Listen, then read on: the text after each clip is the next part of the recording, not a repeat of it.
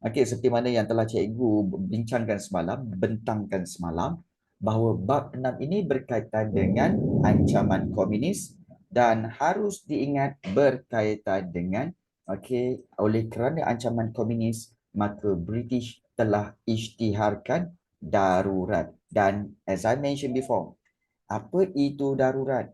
Kalau ramai yang meneka-neka, jangan teka-teka, terus dapatkan maksud sebenar. Darurat itu apa sebenarnya, cikgu? Darurat ialah kecemasan. Maknanya mengisytiharkan kecemasan, emergency, atau dalam bahasa Malaysia dipanggil darurat. Maknanya darurat itu kecemasan, emergency. Kerana apa? Kerana berlaku pembunuhan 3 orang pengurus ladang Eropah. Dan inilah punca kenapa British mengisytiharkan darurat. Dan kalau kita lihat, darurat ni ada undang-undang, iaitu diperkenalkan undang-undang darurat, iaitu yang mana dalam undang-undang darurat ni, sesiapa sahaja yang disyaki membantu komunis akan ditahan tanpa dibicarakan, kenakan hukuman yang berat, kemudian mengetatkan undang-undang senjata api, malah hukuman mati kalau ada yang bawa senjata api. Menggeledah rumah kediaman. Paling penting, undang-undang darurat ini telah mengharamkan PKM dan parti-parti berhaluan kiri. Sebab itu, awas, peta peram PKM dan Hizbul Muslimin automatically diharamkan. Sebab berhaluan kiri. Tak pasal-pasal. So ini, kalau kamu lihat macam mana boleh diharamkan, cikgu? What is radical? Bagus, Fatin. Radikal tu dia agresif. Agresif dalam menentang kerajaan. Tapi mereka bukan komunis. Kalau komunis, memanglah kita tahu dia memang menentang kerajaan dengan melakukan gerakan bersenjata. Tapi kalau yang lain-lain tu, diorang hanya komplain, kritik, tapi secara agresif pun diharamkan. Cikgu, 3 orang mati tu dengan kes rakyat negara dihantar untuk baiki pipe tu lain ke? Lain. Lain. 3 orang yang mati ni adalah 3 orang pengurus ladang Eropah. Pengurus ladang yang berbangsa Eropah, iaitu berbangsa British dan juga Barat. Manakala yang dihantar untuk baiki pipe tu, itu semua adalah pekerja-pekerja. So ini penguatkuasaan undang-undang darurat, dan mereka juga telah menangkap pemimpin-pemimpin gerakan radikal. Ahmad Bostamam, Ishak Haji Muhammad, Abu Bakar Al-Bakir, Khatijah Siddiq, semua ditahan. Kerana mereka ni pemimpin-pemimpin awas, pemimpin peta, pemimpin peram, pemimpin PKMM sebenarnya. Jadi ini penguatkuasaan darurat. Dan salah satu yang paling penting berkaitan dengan bab 6 ini, selain daripada kita tahu rancangan BRICS, iaitu Kampung Baru, kita ada satu lagi, iaitu perang saraf. Perang saraf ni sebenarnya adalah perang psikologi. Panas.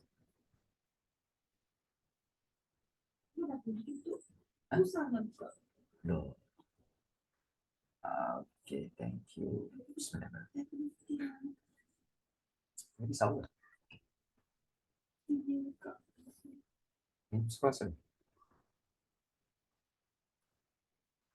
Okey, baik.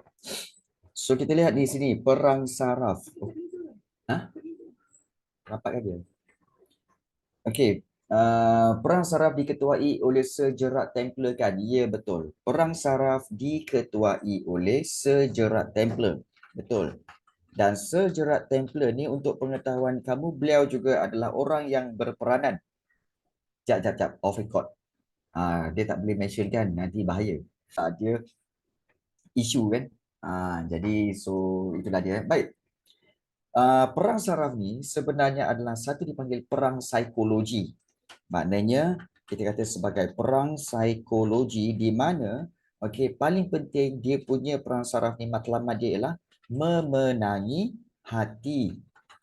Memenangi hati dan fikiran. Fikiran rakyat tempatan. supaya mereka akan membenci komunis. Okay. So perang saraf dia punya caranya adalah iaitu memenangi hati dan fikiran rakyat tempatan, okay, dengan membenci komunis. Baik. So bagaimana British memenangi hati dan fikiran rakyat? So sejerat Templar inilah yang telah mengadakan hampir 122 lawatan, okay, ke seluruh negara.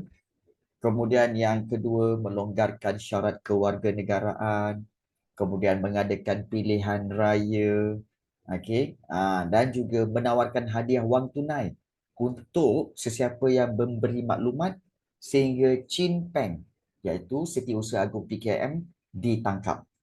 Tapi sampai sudah tak dapat. Okay, sampai ke sudah tak ada orang yang menang pun. Baik, kemudian memenangi kepercayaan orang asli, kemudian memajukan perkhidmatan penerangan, okay, iaitu memajukan RTM. Okay, pada waktu itu radio televisyen Malaya, di mana okay, radio dan televisyen menjadi alat untuk menyebarkan pengetahuan tentang komunis yang berlaku di negara kita. Itu. Dan juga memperkenalkan kawasan hitam dan kawasan putih.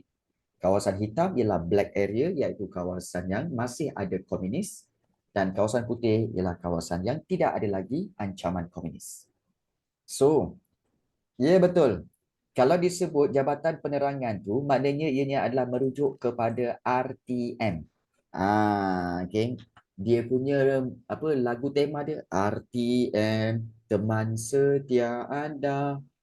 Sampai sekarang orang tak tengok. Kan? Okay. Orang tak tengok TV1, TV2, RTM tak ada.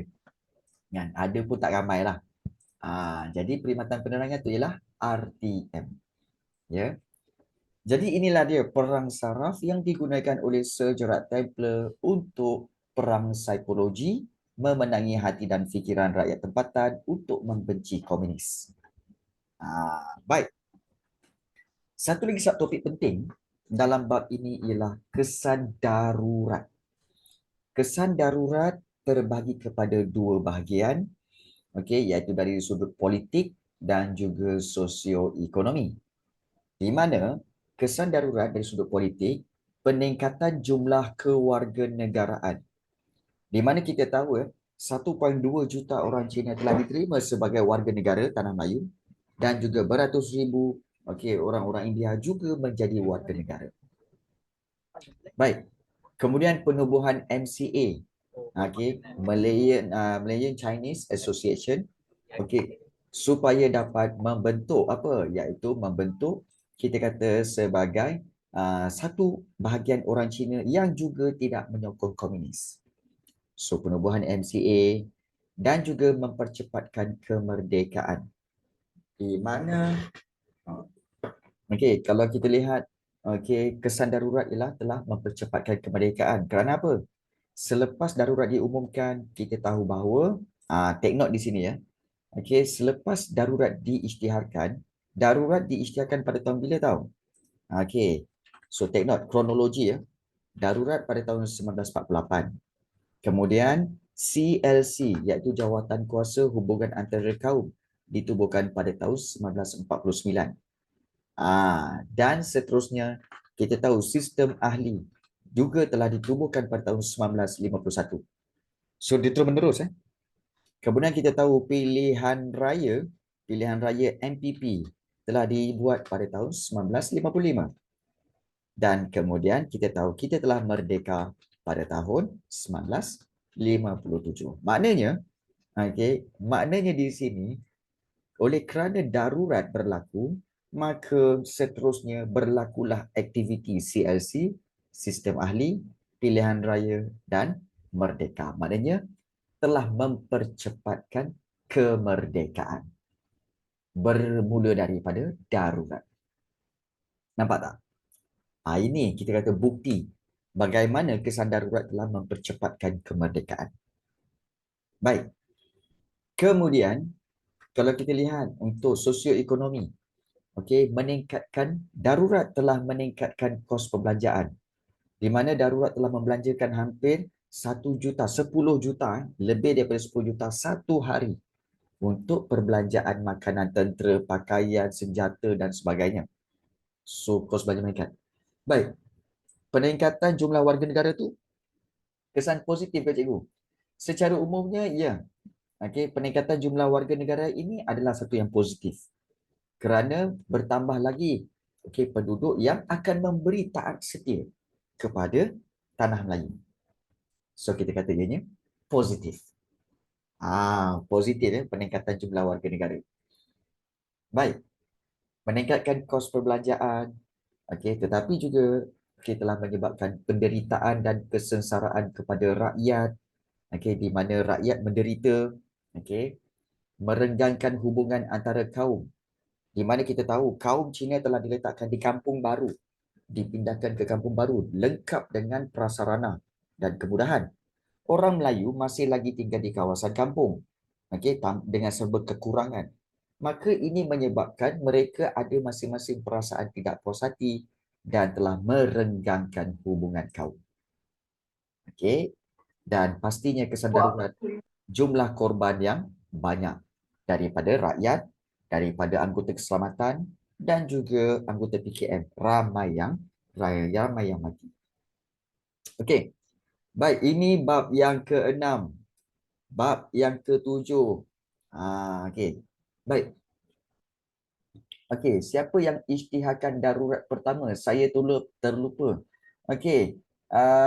Kita tahu bahawa darurat telah diisytiharkan oleh siapa? Sir Gerald Templer ke? Bukan. Okey, iaitu Sir siapa? Okey. Bukan Sir Henry Geni. Bukan. Ada seorang lagi.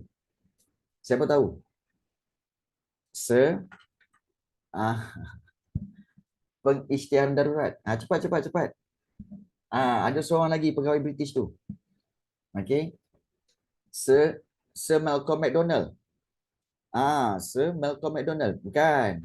Sebenarnya lebih kepada Sir Edward Gen. Sir Edward Gen. Kenapa cikgu cakap Sir Edward Gen? Kerana Sir Edward Gen sebenarnya beliau adalah pada mulanya ialah Gubernur apa? Gubernur Malayan Union kan? Dia kan Gubernur Malayan Union. Jadi Gubernur beliau lah yang telah isytiharkan darurat pada waktu itu. Okey. So itulah yang berlaku. Okey. Baik. So, kita teruskan dengan bab yang ke-7. Bab 7, fokuskan kepada sistem ahli. Ingat keyword sistem ahli, iaitu merupakan latihan untuk penduduk tempatan mentadbir Persekutuan Tanah Melayu. Latihan untuk penduduk tempatan mentadbir Persekutuan Tanah Melayu, dan kena tahu ciri-ciri dan kepentingan dia. Ciri-ciri dan kepentingan. Ciri-ciri sistem ahli bertaraf menteri yang bertanggungjawab menjaga portfolio. Kalau anda tak tahu apa itu portfolio, portfolio bermaksud dalam zaman sekarang portfolio ni sama lah seperti kementerian. Maknanya menjaga kementerian. Tapi kenapa tak dipanggil kementerian, cikgu? Sebab pada waktu itu belum merdeka.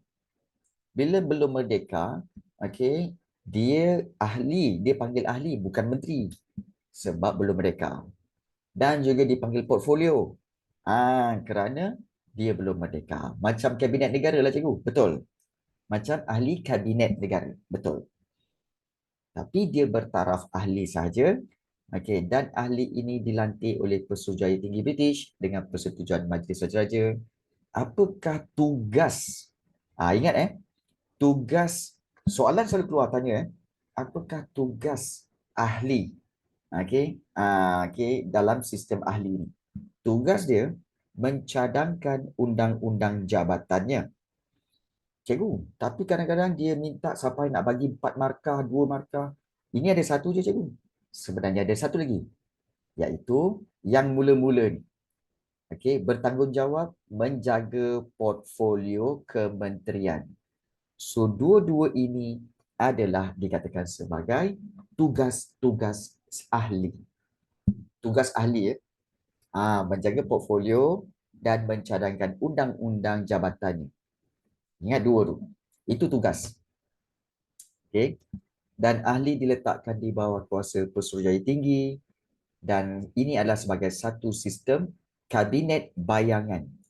Kabinet bayangan maksudnya adalah, okey, kita kata sebagai kabinet jemaah menteri yang dibayangkan akan dilantik menjadi menteri jika merdeka. Inilah dia menteri-menterinya.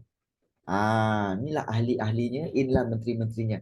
Kalau tanah Melayu merdeka nanti. Sebab itu dipanggil kabinet bayangan.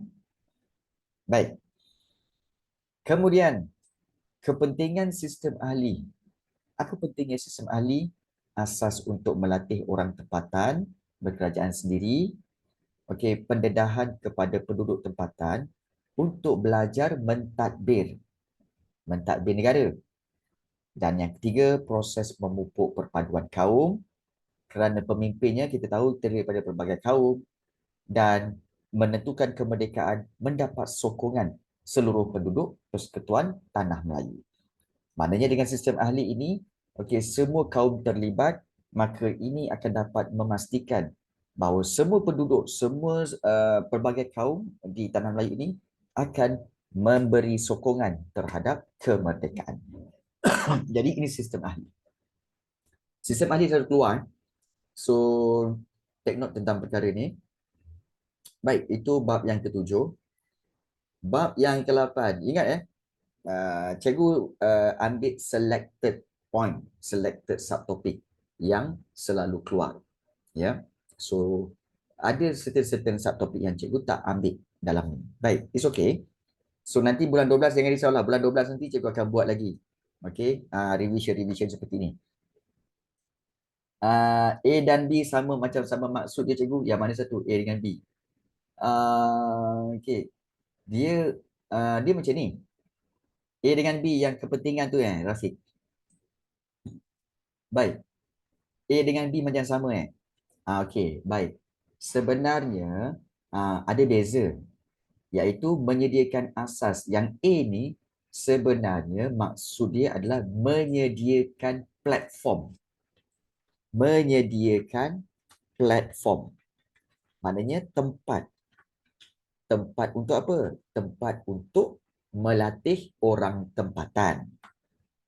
Itu yang A. Menyediakan platform atau tempat untuk melatih orang tempatan berkerajaan sendiri. Yang B pula, dia akan berikan experience, memberikan pengalaman, mentadbir. Nampak tak? Memberi pendedahan maknanya memberi pengalaman. Dan juga memberi kaedah. Untuk mentadbir kepada penduduk tempatan. So dia ada dua, dia hampir sama tapi dia dua perkara yang sebenarnya berbeza. Yang A itu menjadikan platform atau tempat, iaitu sistem ahli, dan memberi pengalaman kaedah, itu cara bagaimana penduduk tempatan diberi latihan, iaitu dengan memberi pengalaman dan memberi kaedah untuk belajar mentadbir. So sebenarnya dia dua perkara yang berbeza. Sebab itu, kalau kamu ragu-ragu sebab tu tanya. Sebab apa? Sebab cikgu kamu saja yang boleh explain apa perbezaan dia. Kan? Cikgu kamu saja yang boleh explain. Sebab tu tanya. Bagus. Bagus. Atau perbezaan fakta-fakta. Baik. So, kita lihat bab 8, iaitu proses pilihan raya. Ini proses pilihan raya. Selalu juga keluar, proses pilihan raya ni, iaitu bermula dengan, pertama sekali penentuan sempadan kawasan, di mana menentukan sempadan-sempadan kawasan, iaitu telah membentuk 52 kawasan pilihan raya. Selepas itu, rang undang-undang tentang pilihan raya telah diluluskan bagi membolehkan pilihan raya diadakan. Ingat pilihan raya kena ada undang-undang. Iaitu dia punya law, apa yang do's and don'ts dalam pilihan raya. So do's and don'ts dalam pilihan raya itu perlu ada dia punya act ataupun akta ataupun undang-undang. supaya semua rakyat tahu apa yang boleh, apa yang tak boleh. Kemudian barulah pendaftaran pengundi, kemudian penamaan calon, okey, calon-calon yang nak bertanding, kemudian barulah kempen, okey, kemudian barulah hari mengundi, dan kemudian barulah proses pengiraan undi dijalankan, dan barulah ke-8 pengumuman keputusan. So ini adalah proses pilihan raya. Dan syarat untuk menjadi pengundi, dia ada 2, ni pun penting juga. Syarat untuk menjadi pengundi dan menjadi calon.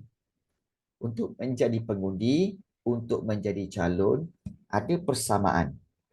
Kedua-dua mesti warga negara Persekutuan Tanah Melayu. Kedua-duanya mesti berumur 21 tahun ke atas, sama. Tetapi yang berbeza di bawah tu. Kalau nak jadi pengundi, individu yang tinggal di Persekutuan Tanah Melayu dalam tempoh 6 bulan terdahulu layak untuk mengundi. Maknanya 6 bulan sebelum tarikh. Okey, tarikh pilihan raya.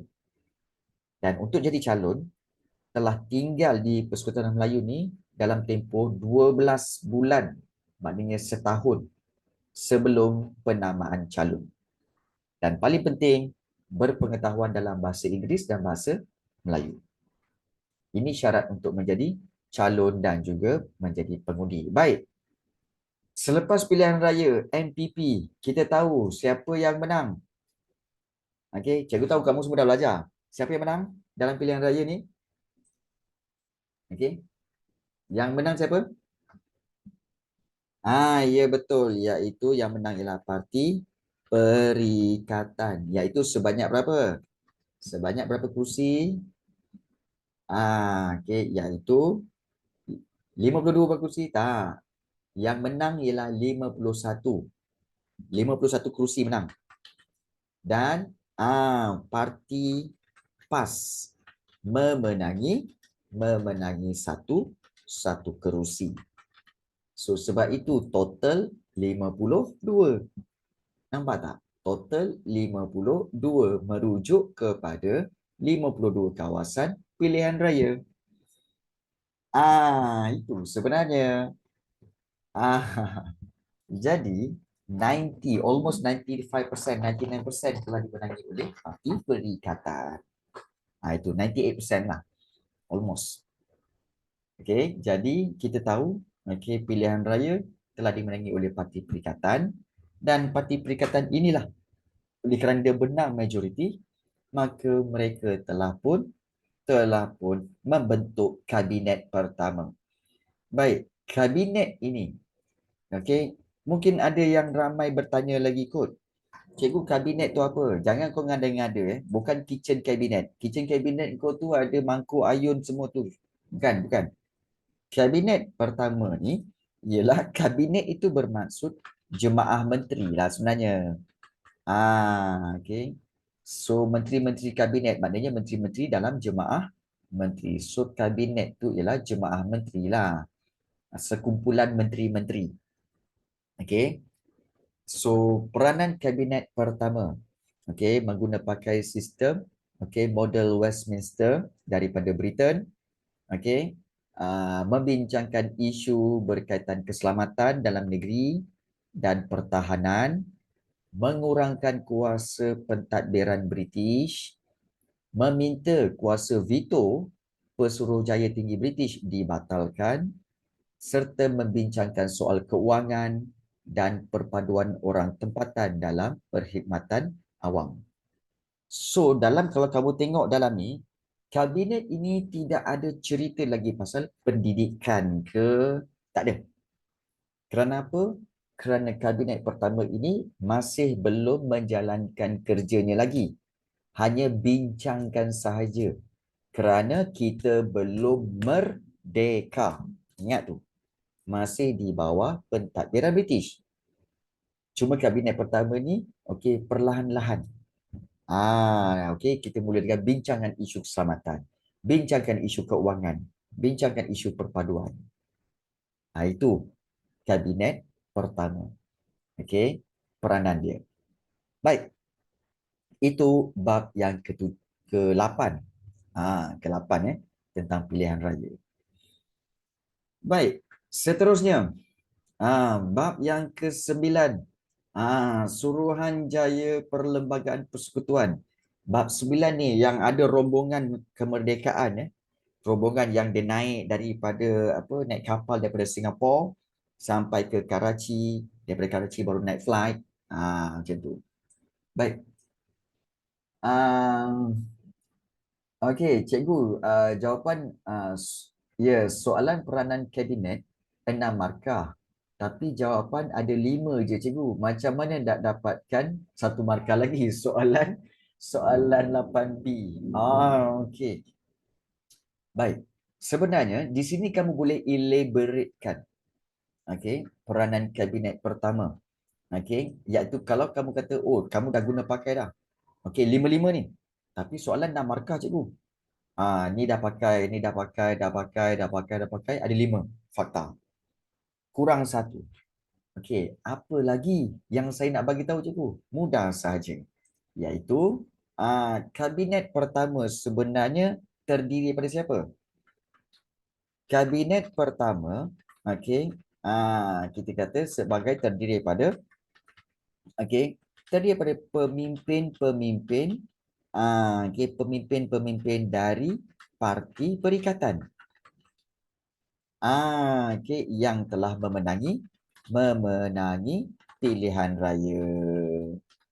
Dan kalau kamu nak mentionkan lagi boleh, iaitu diketuai oleh siapa? Diketuai oleh Tunku Abdul Rahman. Apalah Badul. Tunku Abdul Rahman. So, ini antara poin yang kamu boleh tambahkan untuk jadikan dia cukup 6 markah. So, benda ni kena apa tahu? Kena pemikiran yang cerdas untuk, apa lagi yang cerita? Kabinet pertama ni telah dipilih daripada parti perikatan sebab mereka yang menang pilihan raya. So, mereka lah yang akan jadi kabinet pertama. Sudah tentulah ketuanya siapa? Iaitu Tunku Abdul Rahman. You see? This is how you elaboratekan fakta. Menambah luaskan. Elaborate tu menambah luaskan fakta. Supaya jadi huraian. Boleh Rafiq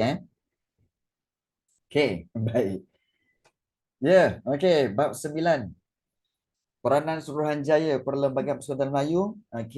So bermula dengan rombongan kemerdekaan dan kemudian bila dia orang balik, kita tahu bahawa salah satu persetujuannya adalah perlunya penubuhan dalam perjanjian London tu. Dalam perjanjian London mereka menyatakan bahawa apa tahu? British setuju nak bagi kemerdekaan pada 31 Ogos 1957. Satu. Yang kedua, British juga memohon untuk Suruhanjaya dibentuk bagi merangka perlembagaan. Itu dalam perjanjian London semasa mereka pergi rombongan kemerdekaan. So, bila dah selesai rundingan tu, balik ke sini, so ditubuhkan Suruhanjaya Perlembagaan Persekutuan Tanah Melayu. Yang juga dikenali sebagai Suruhanjaya apa guys? Juga dikenali sebagai Suruhanjaya apa? Siapa tahu?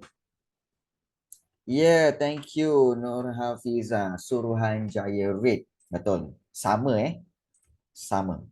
Dan kenapa dipanggil Suruhanjaya Red ni cikgu? Kerana pengerusi dia atau ketua Suruhanjaya ini ialah Lord Reed.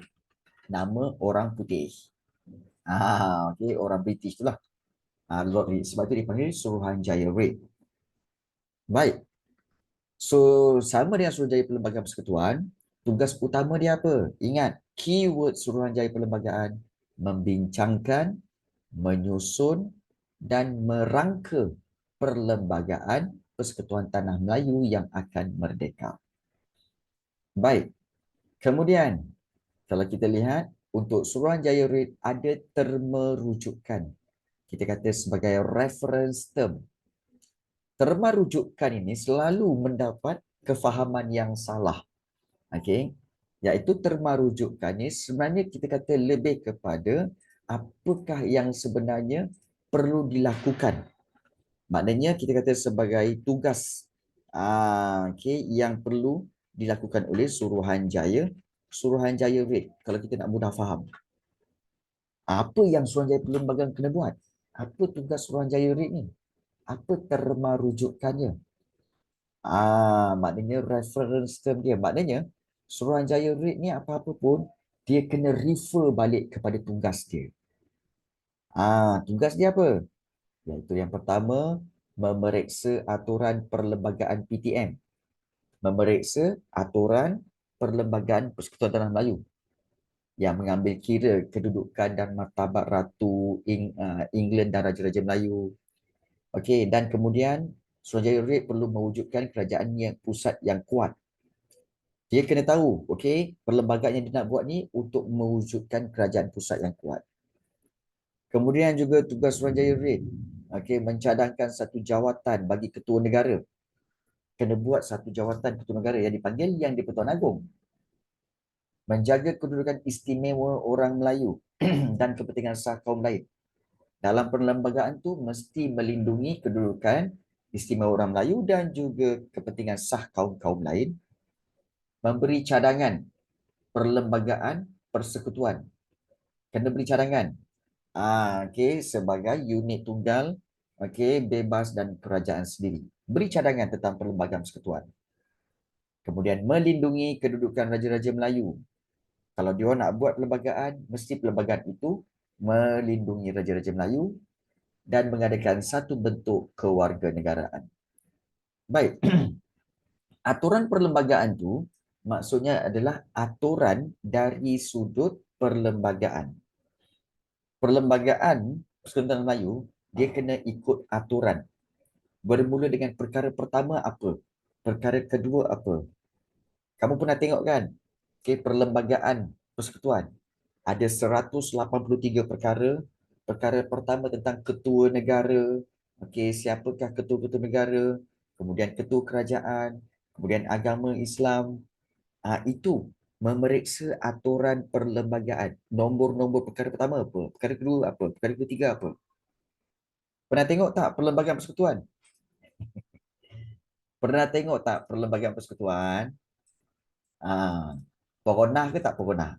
Tak pernah bagi tahu. Okay. Perlembagaan Malaysia. Tak pernah tengok eh? Okey, baik. So, kalau tak pernah tengok, okey, cikgu tunjukkan. Sebenarnya perlembagaan persekutuan tu, okey, baik. Pernah kan? Perlembagaan persekutuan tu dia macam ni je. Okey, dia adalah sejenis buku. Okey, dia adalah sejenis buku. Yang mana kalau kita lihat di sini, dia ada perkara 1, perkara 2, perkara 3, perkara 4, perkara 5, kebebasan asasi, perkara ke-6, perkara 7. Kemudian bahagian ketiga, perkara kewarganegaraan. Okey, perkara kewarganegaraan, perkara 14, 15. Cikgu ada ke buku ni? Ada? Ni dia. Ini dia. Perlembagaan Persekutuan. Cikgu ada. Dan buku ini semua tentang perkara-perkara. Perkara 19, perkara 109. Ada, memang ada. Okey, memang ada buku ni. Perlembagaan Persekutuan. So, dia disusun mengikut aturan nombor. So, jadi sebab itu cikgu cakap, sebenarnya ada jual lah cikgu? Ada jual. Okey. Kuasa autonomi tu apa cikgu? Okey, kuasa autonomi bermaksud kuasa yang diberikan kepada wilayah itu ataupun negeri itu. Contohnya, kuasa autonomi. Kuasa kerajaan persekutuan kita tahu berkaitan dengan pertahanan, berkaitan dengan pendidikan. Tapi kita juga belajar bahawa kuasa setiap negeri ada kuasa dia sendiri. Iaitu berkaitan agama, berkaitan tanah, berkaitan cuti. Kan? Cuti sekolah ke kan. So terpulang kepada negeri tu nak ambil ke tak nak ambil cuti. Terpulang kepada negeri tu untuk meletakkan undang-undang bagi tanah, bagi agama. Sebab itu ada setengah negeri, okey, kalau nak kahwin dua kena dapatkan tanda tangan isteri pertama. Ada setengah negeri tak perlu. Ada setengah negeri hanya maklumkan saja. So itu dipanggil kuasa autonomi. Kuasa khas bagi negeri tersebut. Nampak tak? Baik. Nak info negeri yang tak perlu cikgu. Yang tak perlu apa? Yang tak- Suka tikau je Alif. Okey. Unit tunggal tu maksudnya cikgu iaitu unit satu. Satu-satunya unit. Unit tunggal. Okey, tak apa kita tengok nanti. Baik. Memberi cadangan perlembagaan persekutuan sebagai unit tunggal. Okey. Maknanya dia memandang, kita perlu memandang bahawa persekutuan itu dilihat sebagai satu negara yang tunggal, yang satu. Dia bukan terpecah-pecah. Bukan banyak, maknanya perlembagaan persekutuan lain, perlembagaan negeri Selangor lain, perlembagaan negeri Sembilan lain, perlembagaan negeri Sarawak lain. Tak.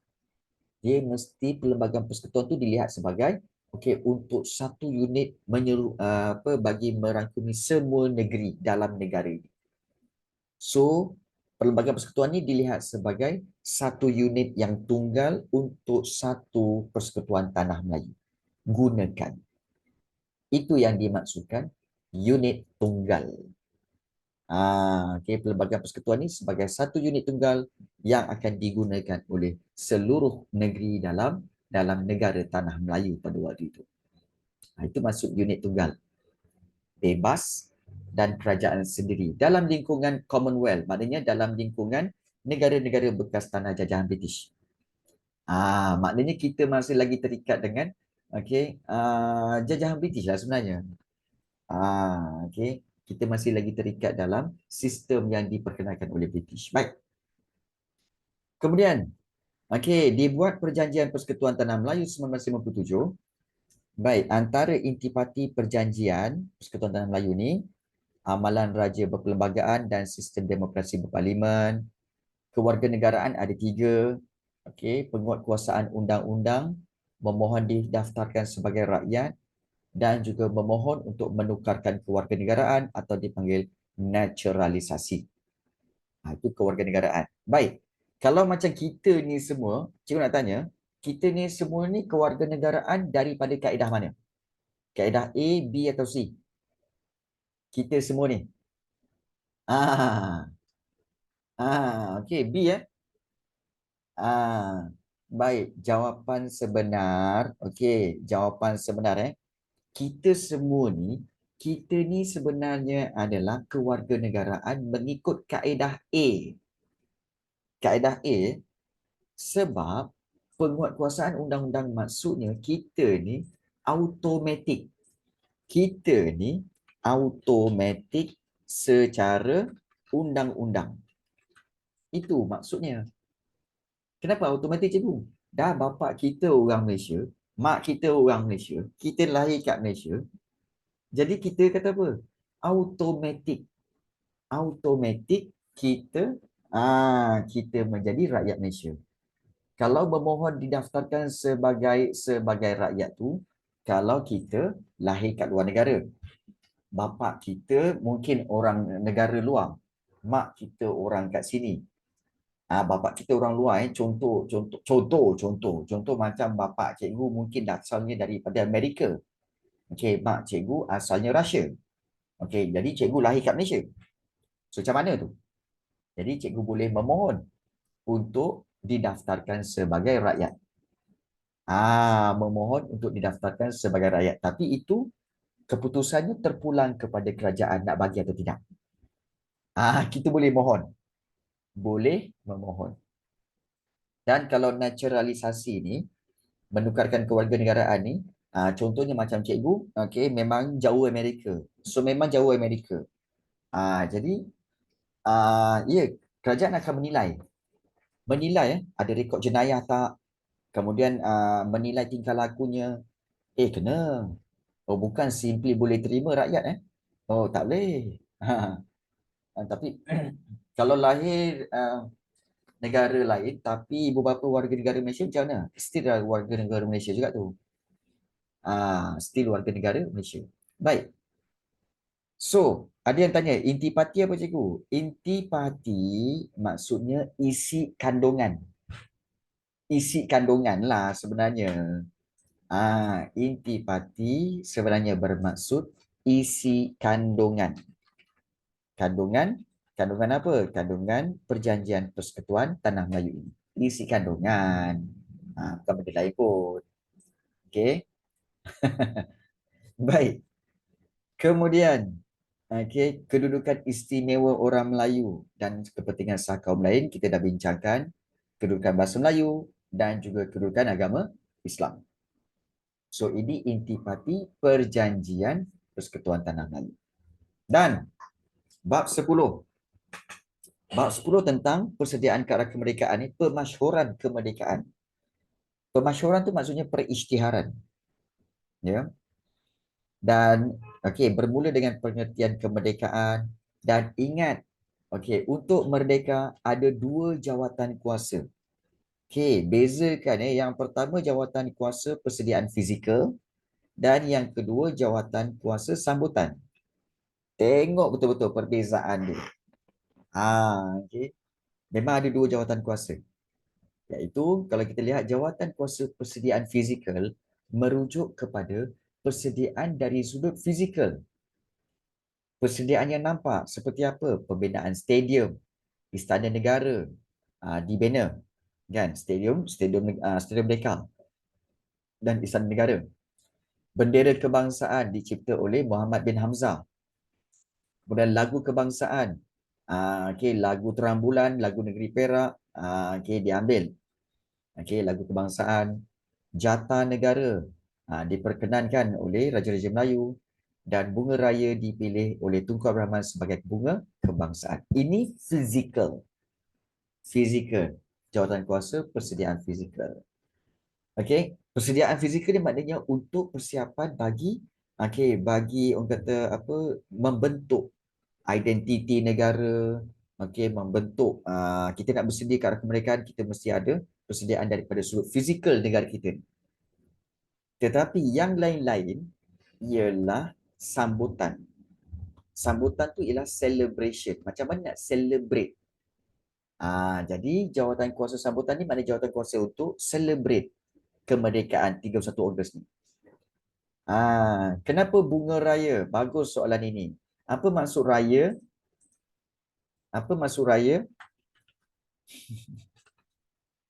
Apa maksud raya? Simple je soalan cikgu. Apa maksud raya? Okey.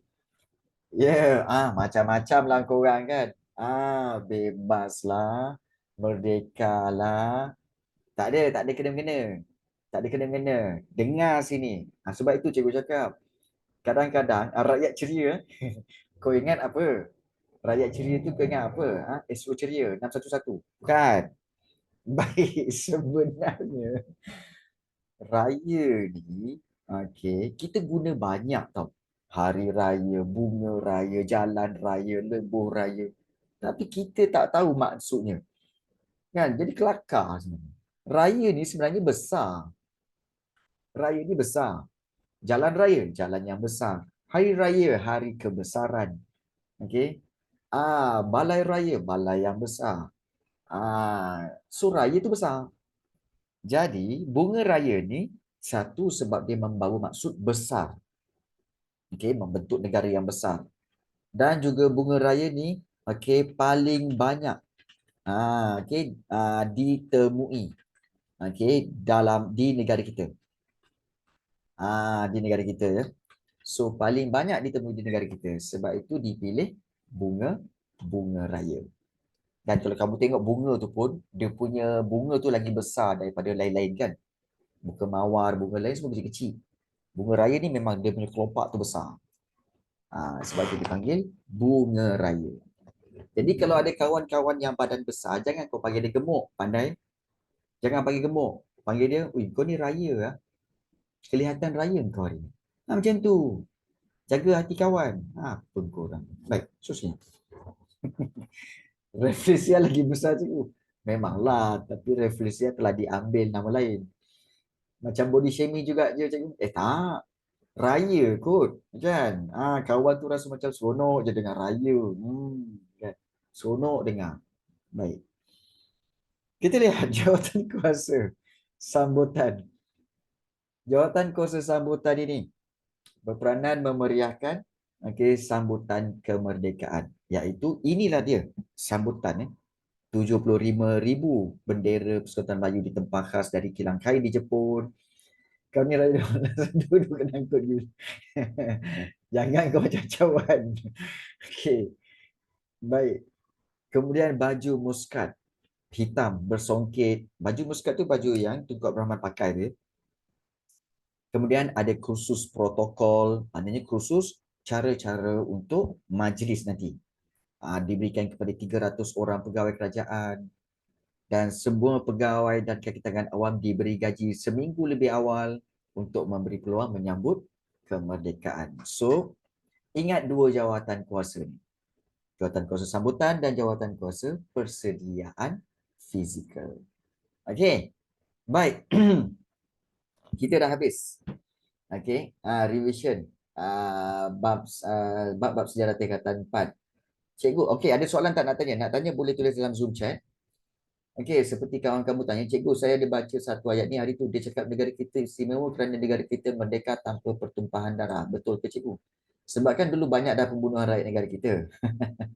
Okey, baik. Sebenarnya memang betul pun. Iaitu kita memenangi kemerdekaan ini melalui perjanjian.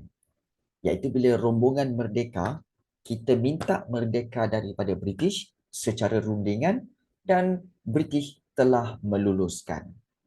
Maka di situ kita telah dikatakan sebagai dapat merdeka dengan perjanjian tanpa sebarang pertumpahan darah. Tetapi apa yang berlaku sebelum itu seperti penentangan Datuk Bahaman, Mat Kilau dan sebagainya itu adalah perjuangan setempat. Perjuangan mempertahankan Pahang, mempertahankan Kelantan, Tok Janggut, mempertahankan seperti Pasir Salak oleh Datuk Marjelela. So itu perjuangan menentang penganiayaan setempat. Berbeza dengan kemerdekaan ni. Kemerdekaan ni kita dapat dengan cara Tunku Abdul Rahman pergi minta minta untuk kemerdekaan daripada British dan British bagi. Ya betul Laina Akilah. Betul. Rentap. Okey, lawan Brooke di mana? Di Sarawak. Okey, Mat Saleh mempertahankan Sabah daripada SBB. Itu di Sabah saja. So dia bersifat setempat. Pertahankan kawasan masing-masing je. Jadi dan itu of course lah pertumpahan darah berlaku kan, tapi tidak dikira sebagai perjuangan untuk kemerdekaan. Itu bukan. Itu untuk mempertahankan kawasan masing-masing. Baik. Yes. Alright. So, berkait rapat dengan latihan. Semalam cikgu ada minta beberapa orang pelajar, okey, bukan berapa lah, semua pelajar untuk hantar. Tapi ramai yang belum hantar. Bukan tak hantar, belum hantar. Nampak husnuzon tu. Husnuzon kau. Baik. Ramai yang tak hantar husnuzon kau. Cikgu kau ni banyak husnuzon pun cikgu tak tahu. Okey. Baik. Dan okey, so antara latihan yang kita boleh lihat yang kita boleh cikgu boleh share dengan kamu lah okey, iaitu berkaitan dengan saya tak masuk kelas semalam. Tak apa Nur Hafizah. It's okay. Baik. So antaranya seperti ini yang dilakukan oleh Husna. Okey. So dia kata, okey, dia punya ayat soalannya tujuan British memperkenalkan Malaya Union di tanah Melayu adalah untuk melicinkan sistem pentadbiran di tanah Melayu.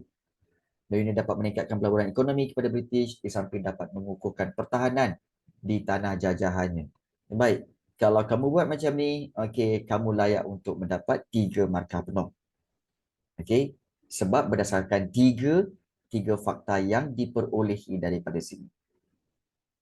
Kemudian, kalau yang B, antara syarat yang ditetapkan oleh kerajaan British untuk mendapatkan kewarganegaraan Malaya Union ialah seluruh rakyat yang dilahirkan di Tanah Melayu dan Singapura akan diiktiraf sebagai warga Malaya Union. Seterusnya, mereka yang berumur 18 tahun dan ke atas. Selain itu, mereka yang berumur kurang daripada 18 tahun Ini dia detailkan. Okey, pun boleh juga. Dan pemberian hak kewarganegaraan kepada kaum bukan Melayu menerusi prinsip jus soli mendatangkan kesan kepada tempatan kerana kemasukan secara besar-besaran telah berlaku oleh kaum Cina dan India. Ini menyebabkan jumlah pendatang meningkat dan melebihi bilangan penduduk. Okey. Baik. Okey, mendatangkan kesan kepada tempatan. Okey, sebenarnya kesan tu lebih kepada kesan baik sebenarnya.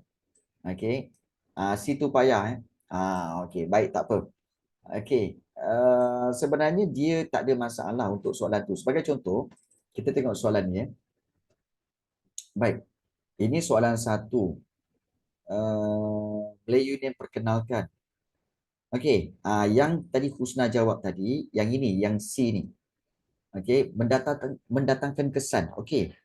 Tengok di sini Pemberian hak kewarganegaraan kepada kaum bukan Melayu menerusi prinsip jus soli mendatangkan kesan kepada penduduk tempatan. Baik.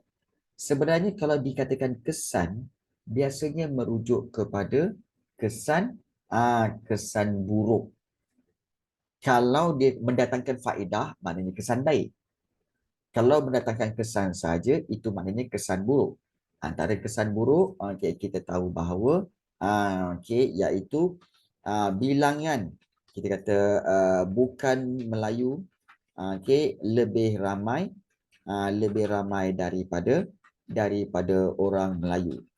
So kesan dia. Ini menyebabkan apa? Kita tahu bahawa ini menyebabkan kita kata sebagai apa? Kita kata hilang orang Melayu. Kesan dia iaitu orang Melayu hilang, kita kata sebagai hilang jati diri. Apa jati diri? Sekejap, cikgu tengah cari idea ni. Bilangan bukan Melayu lebih ramai daripada orang Melayu, maka ini kita kata sebagai orang Melayu berasa terancam. Melayu berasa terancam. Berasa terancam. Terancam dengan dengan dengan sistem kewarganegaraan ini, sistem jus soli. Dan dikhawatiri mereka akan hilang, khawatir akan hilang hak sebagai penduduk tetap atau penduduk asal di tanah Melayu. So ini antara kekhawatiran lah. Jadi kalau kita lihat orang Melayu berasa terancam dengan sistem jus soli, khawatir akan hilang hak sebagai penduduk asal di tanah Melayu. Jadi ini antara poin-poin yang kamu boleh buat. So tetapi cikgu, kalau saya kata semakin berkurangnya untuk tempatan, peluang pekerjaan. Tak. Kalau kamu tak ada idea pun, kalau kamu nak selit kesan baik pun boleh sebenarnya. Tapi kamu kena mentionkan kesan baik. Namun kesan baiknya adalah iaitu dapat mewujudkan masyarakat yang berbilang kaum. Kalau kamu nak mentionkan boleh. Tapi kena mention kesan baiklah. Kesan baik. Baik. Sebab dia 4 markah kan. Baik. Cikgu tahu kamu dah ramai yang dah jawab soalan dan juga ramai yang dah tengok soalan. Baik. Kita fokus kepada soalan-soalan yang kamu rasa perlu jawapan. Sebagai contoh, macam Rafiq Syamil kata nak tengok soalan nombor 8. Soalan nombor 8B. Mustahil kita nak semak semua jawapan ni. So kita selected lah. Baik. 8B. Terangkan peranan yang dimainkan oleh 8C. Peranan Kabinet Menteri amat penting kepada negara kita. Berikan pandangan anda. 8 markah dia. Baik. Peranan fungsi. Ingat kalau cikgu kalau dapat soalan, paling penting, pertama sekali yang kita kena tahu iaitu soalan tu nak apa? Paling penting. Soalan tu nak apa? Jangan kita memandai-mandai. Sebab itu fahami dulu soalan tu nak apa sebenarnya. Jom kita tengok. Peranan Kabinet Menteri amat penting kepada negara kita. Okey, kepada negara kita. Berikan pandangan anda. Baik. Kita tengok betul-betul, oh, dia minta pandangan kita tentang peranan. Apa itu peranan? Peranan itu ialah tugas. Ya, tugas-tugas Kabinet Menteri itu apa? Jemaah Menteri. Okey.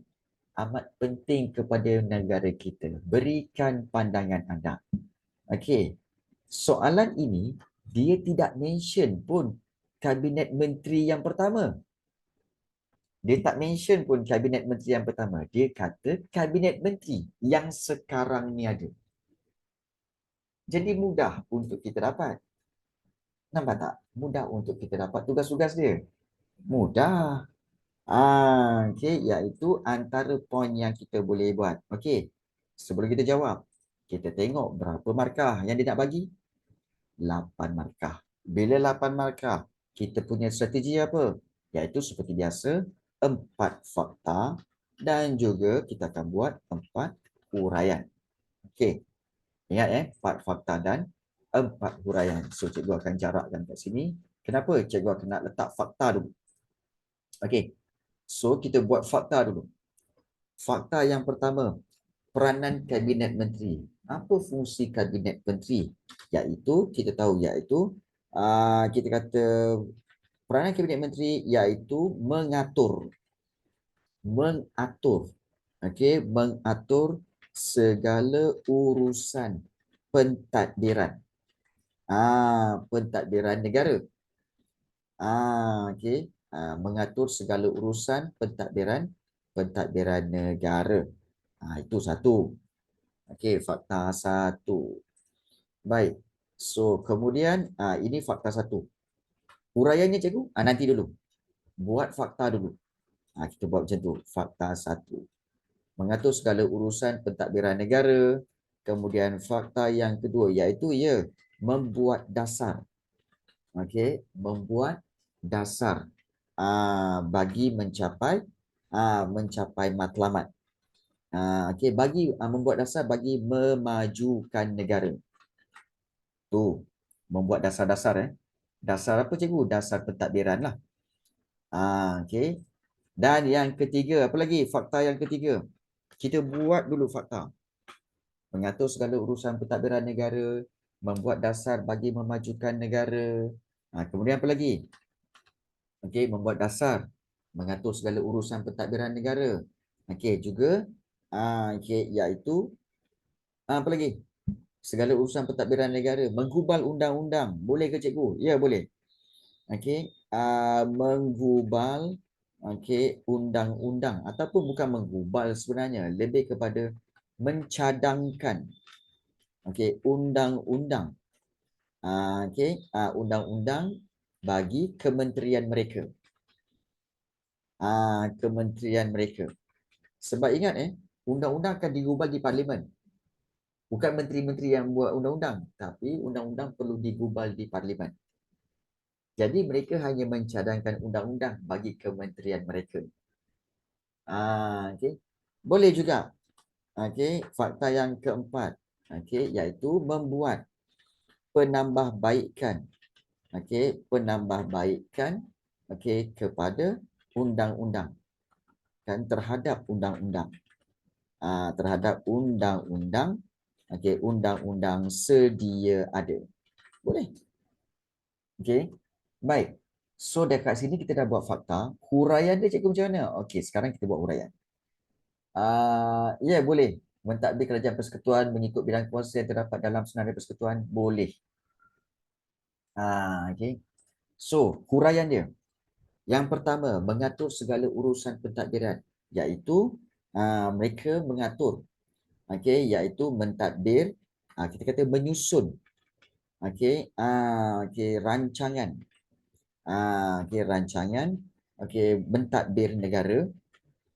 mentadbir negara mengikut bidang kuasa. Mengikut bidang kuasa mereka. Bidang kuasa kabinet menteri, bidang kuasa menteri. Macam tu. So itu adalah huraian bagi fakta yang pertama. So kita boleh tulis kat sini H1. Menyusun rancangan mentadbir negara mengikut bidang kuasa menteri. Bidang kuasa masing-masing lah. Baik, huraian yang kedua. So kita buat kat sini. Huraian kedua iaitu membuat dasar bagi memajukan negara. Kalau kita tak ada idea, macam nak buat dasar ni kamu semua dah belajar kan? Okey, dasar pentadbiran negara, dasar ekonomi baru, betul? Jadikan itu sebagai contoh. Iaitu kita kata contohnya, terus contohnya. Tak perlu huraian. Contohnya, okey. Kita kata okey, kabinet menteri. Okey, kabinet menteri pernah ataupun telah melaksanakan dasar ekonomi baru DEB, untuk memajukan negara, ekonomi negara. Mesti boleh kamu ambil itu sebagai kamu punya contoh, tak ada masalah. Itu juga sebagai huraian. Itu yang kedua. Kemudian yang ketiga, huraian yang ketiga, mencadangkan undang-undang bagi kementerian mereka. So kamu boleh katakan bahawa kita boleh katakan bahawa menteri, kabinet menteri, kabinet menteri akan memberi cadangan kat mana cadangan undang-undang ini? Cadangan undang-undang di parlimen. Ingat bukannya boleh bincang saja-saja dalam kementerian. Mesti memberi cadangan undang-undang di parlimen untuk kementerian mereka. Untuk kementerian mereka. Ini cikgu guna bahasa yang paling mudah. Cikgu tak nak ambil guna bahasa-bahasa daripada buku teks sebab kadang-kadang kamu sendiri pun tak guna pun bahasa-bahasa dalam buku teks, perkataan dalam buku teks. Betul tak? Kamu nak sesuatu yang datang daripada ayat kamu sendiri, betul? Bila buat ayat jawapan. So ini cara dia. Mana yang terlintas, kamu buat bina ayat sendiri. So untuk kementerian mereka, faham? Dan huraian yang keempat, membuat penambahbaikan terhadap undang-undang sedia ada. Mungkin kamu rasa macam mana sebagai contoh. Kita kata boleh buat contohnya. Contohnya kita kata akta hasutan. Telah kita kata dipinda bagi menambah baik undang-undang tersebut. So ini antara contoh yang kamu boleh buat sebagai huraian. Baik. So sementara itu kamu tengah menyalin tu mungkin. Boleh tak kita break sekejap sebab cikgu terdengar azan asar. So kita break sekejap untuk azan asar.